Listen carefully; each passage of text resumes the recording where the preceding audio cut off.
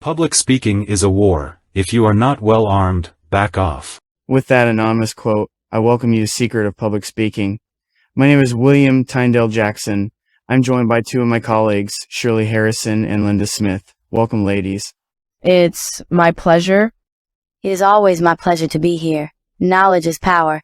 What you know will determine what you'll contribute during discussions and when you are called upon to deliver a speech. If you are not familiar with the topic being discussed, you will feel inferior to contribute and perhaps intimidated. An Irish playwright, George Bernard Shaw, said, Beware of false knowledge. It is more dangerous than ignorance. If you insist on commenting because others are contributing, you will embarrass yourself and eventually lose your respect. Consider this true life experience. A group of young people were watching one of the 2006 Africa Cup of Nations matches. Some of them started discussing which team would eventually win the competition. A young man who always boasts that he made a second-class upper in the university lent his voice to the discussion. Everyone was listening to him. He said, "If you think that Ghana will win this World Cup, you'll be disappointed because Argentina will emerge champions. There are some certain things he ought to know, which would have helped him to make a well-informed contributions. Since he knew nothing of them, he messed himself up. 1. Africa Cup of Nations is different from the World Cup. 2. Argentina is a South American country and cannot participate in the Africa Cup of Nations, which is meant for only African countries. This incident is not an indication that the young man did not do well in the university. He might have been one of the best graduating students, but his little knowledge of the Africa Cup of Nations had left a very negative impression of him. Some might reason that if the young man had kept his mouth shut, nobody would have known how ignorant he was. That is true, but not contributing is not the right way to solve the problem. What if he attends a job interview and he is asked a question on the Africa Cup of Nations? The lasting and most beneficial solution is to keep expanding your knowledge. What we learn from the earlier mentioned experience is that public speaking or discussion is a war. If you're not armed, don't go to war, but if you insist on going, you'll give yourself a heavy blow that will leave a lasting dent on your reputation. Therefore, let us examine how to expand our knowledge. We are living in a hectic world that leaves us with little or no time for ourselves. So when we have time to acquire general knowledge, which may have nothing to do with our profession, you can expand your knowledge despite your tight schedule. Let's consider 4 ways you can do that. 1. Follow the news. Since events change quickly in this present world, the news media, radio, television, newspaper, magazine, newsletter, internet is an important avenue to follow current trends. A minister can be fired and replaced few minutes after performing an official assignment. If you do not follow the news, you will be referring to the wrong person as the minister. Listening to the radio is the best way to get acquainted with current events. Unlike other media that require full attention, you can be doing other things while listening to the radio. You can listen to radio while you clean the house, wash your clothes, cook, or even while you are traveling. It is even easier now that most cell phones have radio service. Listen to radio whenever you can. However, listening to radio is one thing, listening to informative programs is another thing. Some only listen to love programs, where people write in their love problems and callers proffer solutions. Others listen to top 10 music programs, while others prefer jokes and comedy programs. Those programs are good, but they will not give you the kind of knowledge you will need to express yourself in public. Listen to news bulletins, newspaper headlines, interviews, and similar programs where real issues, be it politics, economy, finance, sports, entertainment, human rights, etc., are discussed.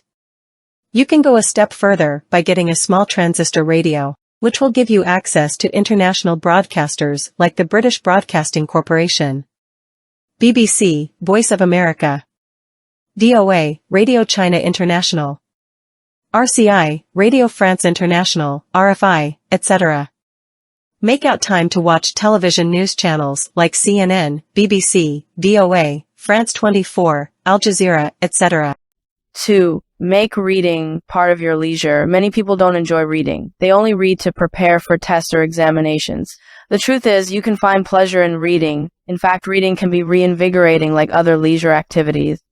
William Godwin, an English journalist, political philosopher, and novelist, said, "He that loves reading has everything within his reach." If you make reading part of your leisure, you will have time to read newspapers, magazines, novels, and other wholesome publications that will enrich your knowledge.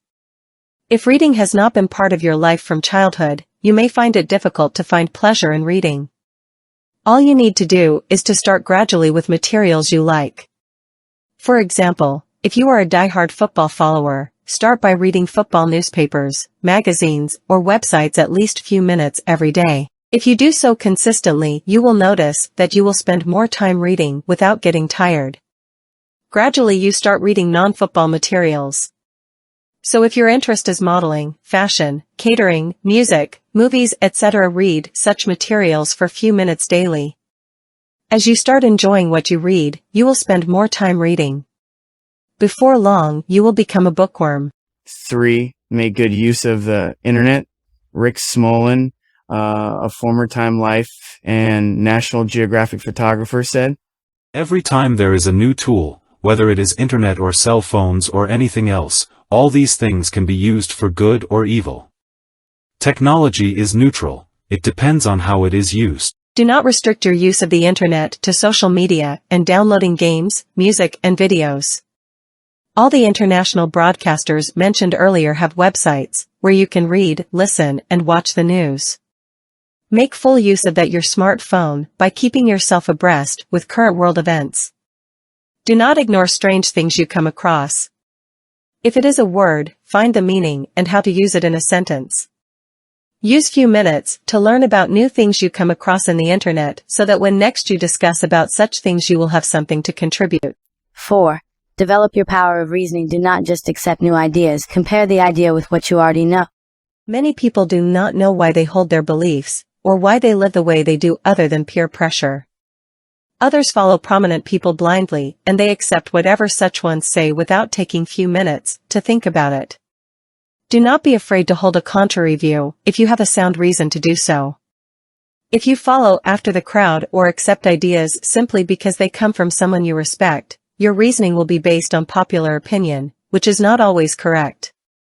You will find yourself holding views that you cannot logically defend. Ponder over these quotes by John Mason. He who has no opinion of his own but depends on the opinion of others is a slave. The person who trims himself to soothe everybody will soon whittle himself away.